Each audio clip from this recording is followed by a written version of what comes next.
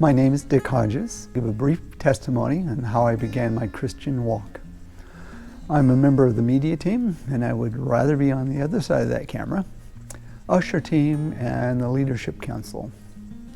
And to state that I'm a bit of a science nerd, so I struggled with some aspects of Christianity that seemed to conflict with scientific teachings. But I was also a seeker, trying to understand how I fit into reality that encompasses both the natural world and what is termed the supernatural, the things that aren't understood yet. One of my favorite authors of science fiction, Isaac Asimov, wrote a book on the Bible with a focus on how it was evaluated by scholars for what was true. They used white, blue, and black beads to vote on the veracity of scripture passages. My eyes were open to the fact that I have something of a biblical worldview. I thought I was your basic grassroots agnostic. The so-called scholars and Asimov completely ignored any thought of the actual existence of God or any spiritual dimension outside of the natural world. I knew at the core of my being there is a God. I just could not believe that I could relate to him or that he would want to notice me. To me, Jesus was just a rebellious teacher who seemed to point people to God, but was taken out by the people in authority. He set unobtainable standards of personhood, particularly manliness, so he seemed mythical to me. Fast forward through my reading of the Quran, the Book of Mormon, and parts of the Bible, principally the Old Testament, and not sensing any direction towards God. He was just out there. I finally spent a lot of time during work and lunch breaks talking to a coworker about life in general, but especially about the religious topics of Christianity and who Jesus is. I had lots of questions and doubts, but she had thorough answers and a hope that I did not share.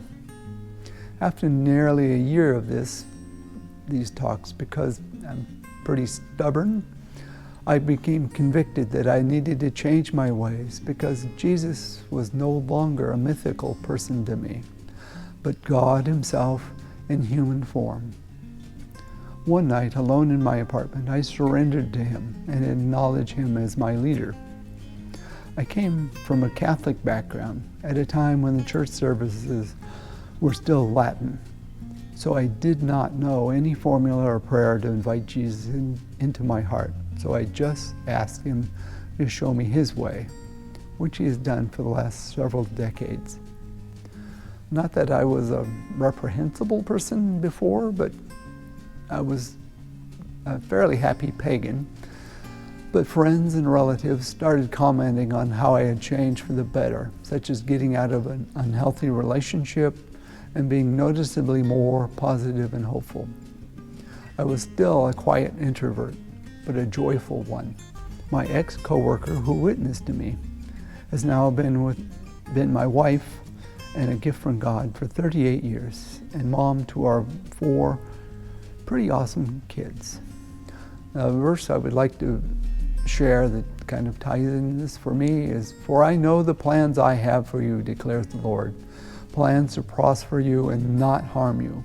Plans that give you a hope and a future." That's from Jeremiah 29:11.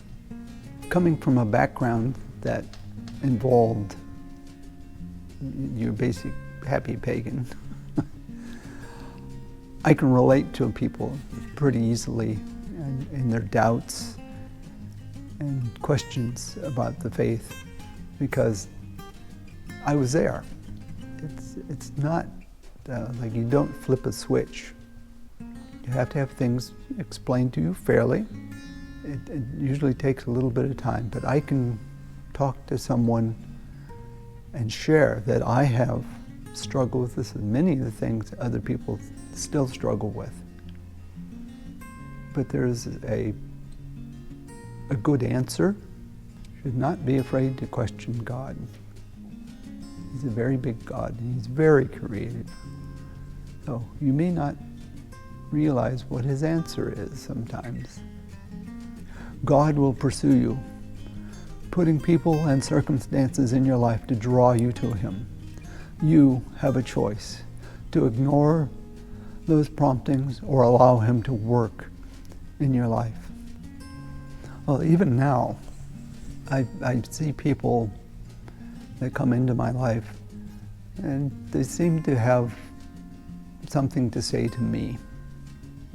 It's something that God is probably prompting me to pay attention to. Think that through and follow through with your own investigation of what it means to be a follower of Christ.